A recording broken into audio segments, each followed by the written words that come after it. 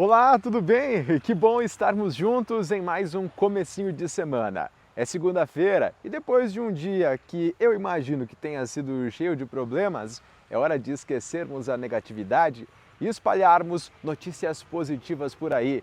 Assuntos leves, gostosos de assistir, com Notícias do Bem que está começando.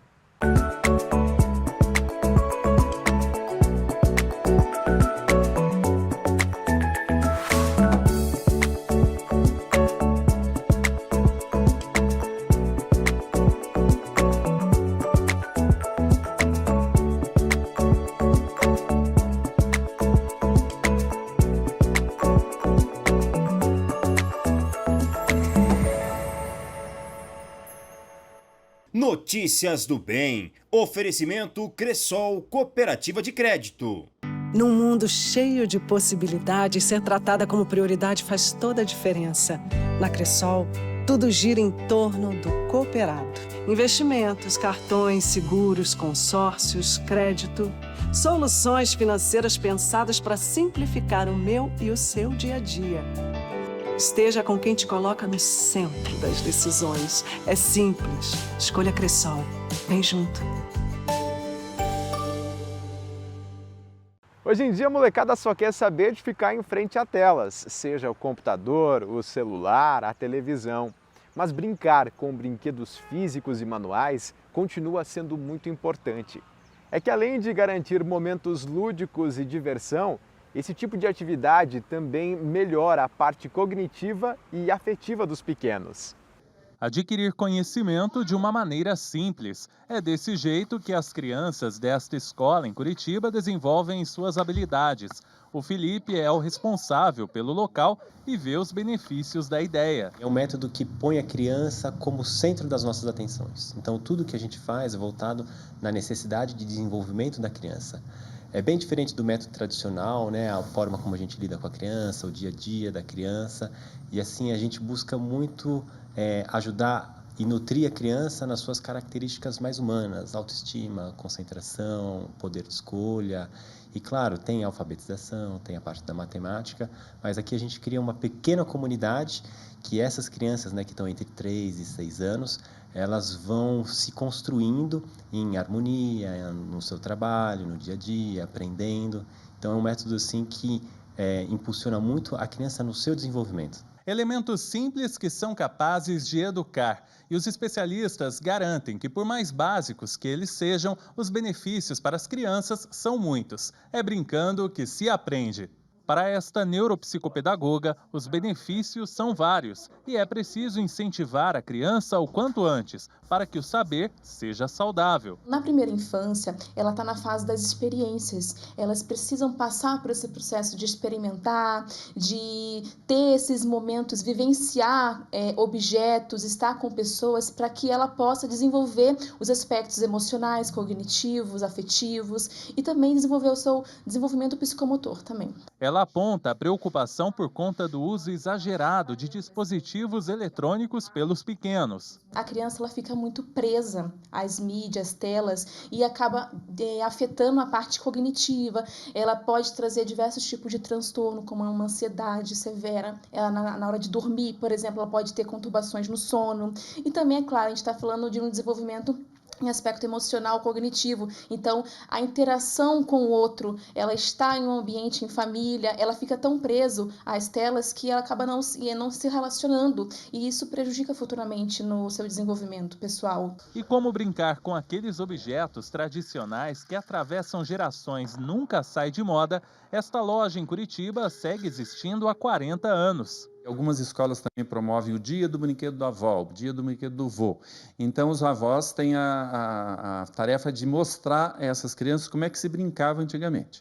E também, por iniciativa própria mesmo, eles procuram brinquedos que eles usaram e querem mostrar para essas crianças.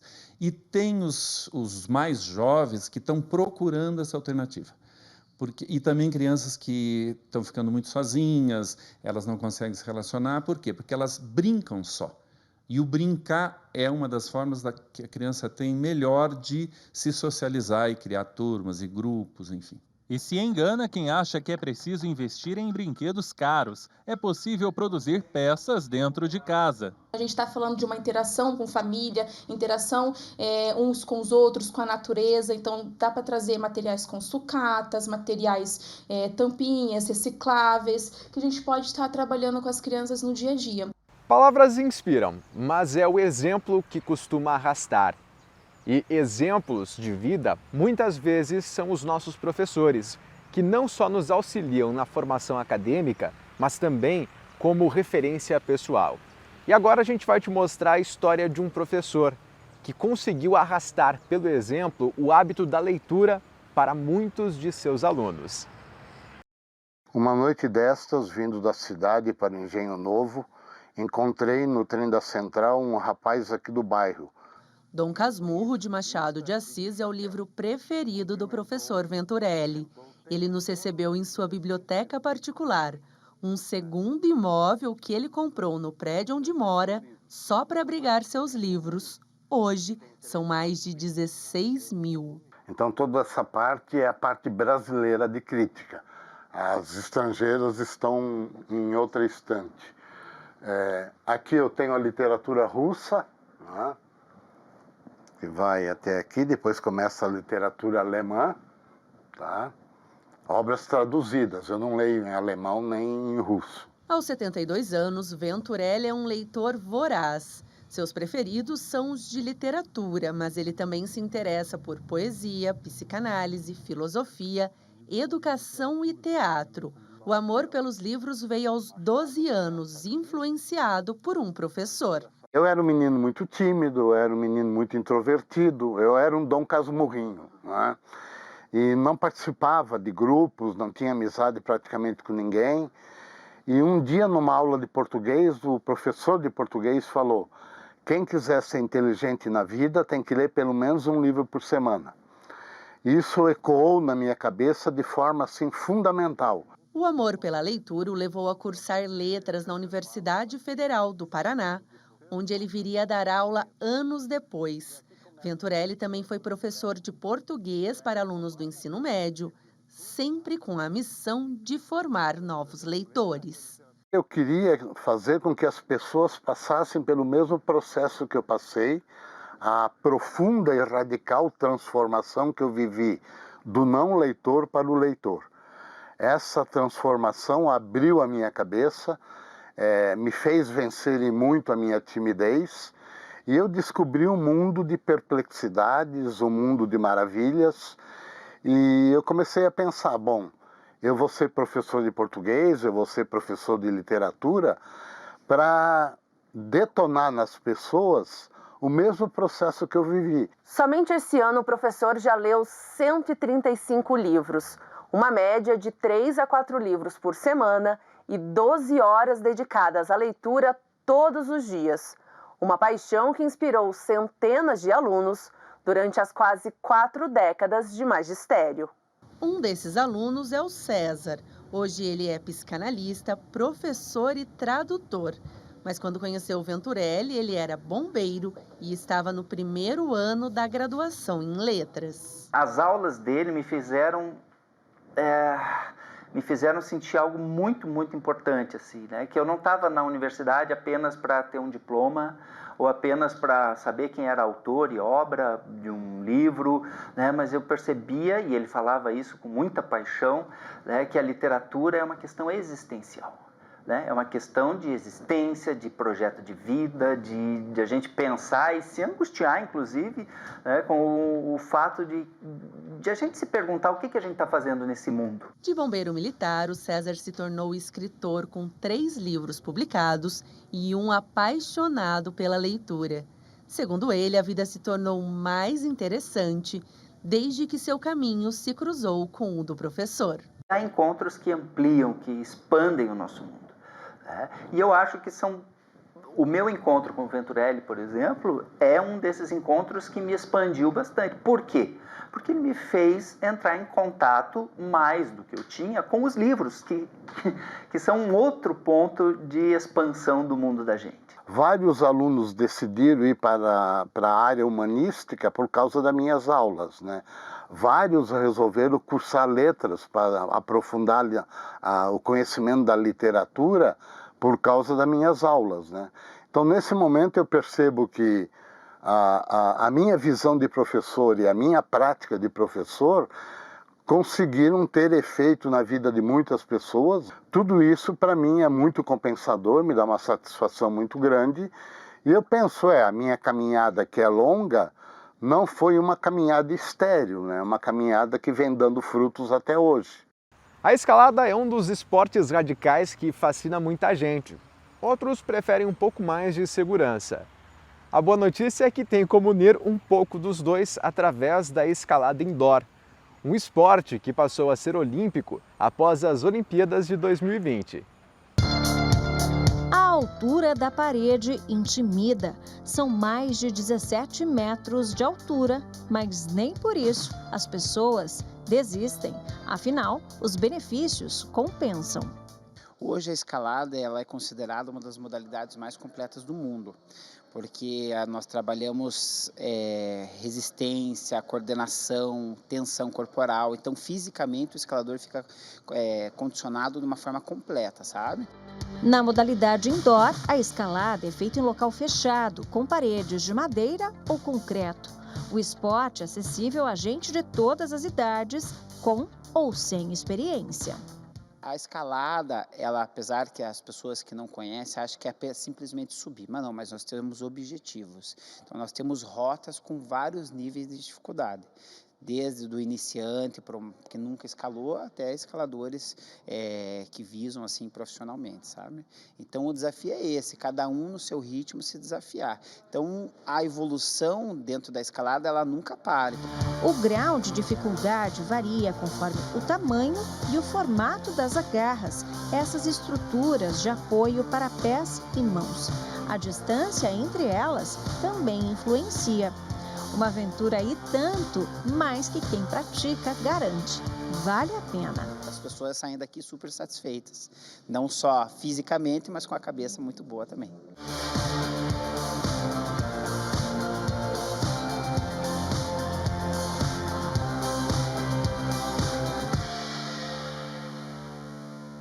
Uma das grandes preocupações atuais é a chamada geração neném, os jovens que nem estudam e nem trabalham. Mas todos os dias as agências do trabalhador pelo estado todo divulgam vagas que permanecem inocupadas por meses. Muitas vezes a justificativa é a falta de qualificação profissional. Aqui no Paraná, uma pesquisa aponta que 40% dos jovens têm se qualificado. E para diminuir ainda mais este número que pode ser um problema, a FIEP, em parceria com outras entidades, tem investido muito na qualificação profissional. Atualmente, 200 mil postos de emprego não são preenchidos por falta de um profissional qualificado para o cargo. Cerca de 60% dos jovens que concluem o ensino médio não ingressam no ensino superior. O ensino técnico é um caminho mais curto e com muitas oportunidades disponíveis. O Valdinei, de 23 anos, começou o curso técnico em mecânica. Ele veio de longe, de Camaçari, na Bahia, em busca de uma oportunidade que encontrou no Paraná. Eu escolhi fazer esse curso porque eu vejo que é algo muito importante, que vai agregar bastante na minha carreira profissional hoje e futuramente. E eu estou fazendo esse curso de montador porque eu pretendo manter na indústria, porque eu vejo que é o futuro. Uma pesquisa realizada pela Confederação Nacional de Indústrias, empresários do setor industrial consideram o ensino técnico profissionalizante o mais forte entre as modalidades da educação pública brasileira. De acordo com dados levantados, 9 em cada 10 indústrias acreditam que o ensino técnico permite o ingresso mais rápido de jovens no mercado de trabalho.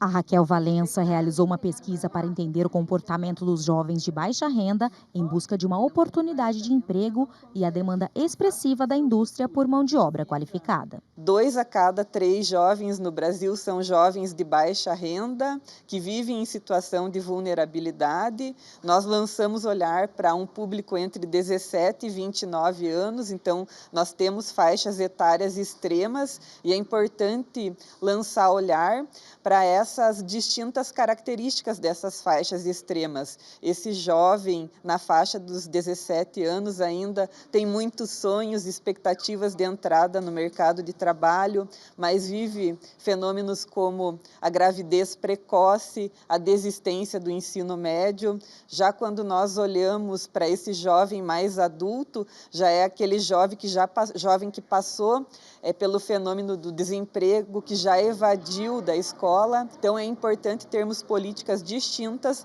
para essas faixas etárias extremas. Pesquisas mostram que 80% dos alunos com formação técnica têm conseguido boas colocações e melhor reconhecimento nas empresas.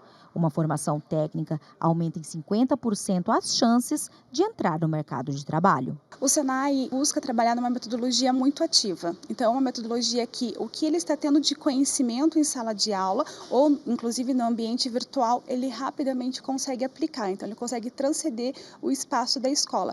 Isso é uma forma de motivar o jovem, porque uma vez que ele busque uma qualificação profissional, um curso técnico ou um curso rápido, logo ele consegue uma colocação no mercado de trabalho e aplicar todos os conhecimentos que ele está tendo no ambiente escolar. Esses cursos são uma porta de entrada, mas eles também podem ser importantes para resgatar esse trabalhador que não entrou ali no início da sua jornada profissional aos 17 anos, ali em idades mais longevas, inclusive, ter uma retomada para o mercado de trabalho. A Gabriela começou como aluna no Senai do bairro Boqueirão, se especializou e hoje ensina muitos jovens como ela sobre o mercado automotivo. Assim que terminei o curso técnico, já fui convidada a ingressar no corpo docente aqui do Senai Boqueirão. Inicialmente eu comecei aprendendo um pouquinho sobre a metodologia Senai de Educação Profissional, depois fui me aperfeiçoando, busquei formação superior. E hoje sou professora titular aqui, ministrando conteúdos voltados para elétrica automotiva e mecânica automotiva. Sou uma das professoras mais novas e a única professora da área técnica, representando a mão de obra feminina no mercado automotivo. Aqui oferece bastante oportunidade, principalmente para quem quer uma carreira de jovem aprendiz, primeiro emprego. E aqui, minha irmã já mora aqui há 11 anos. E ela sabe que aqui é a terra da oportunidade. Eu espero manter esse mesmo pique de continuar a crescer cada vez mais. Agora sim eu me despeço e prometo voltar amanhã no mesmo horário contando com a tua companhia. Por hora, uma boa noite para todo mundo e bom resto de semana. Notícias do Bem. Oferecimento Cressol Cooperativa de Crédito. Num mundo cheio de possibilidades, ser tratada como prioridade faz toda a diferença. Na Cressol, tudo gira em torno do cooperado. Investimentos, cartões, seguros, consórcios, crédito. Soluções financeiras pensadas para simplificar o meu e o seu dia a dia. Esteja com quem te coloca no centro das decisões. É simples. Escolha Cressol. Vem junto.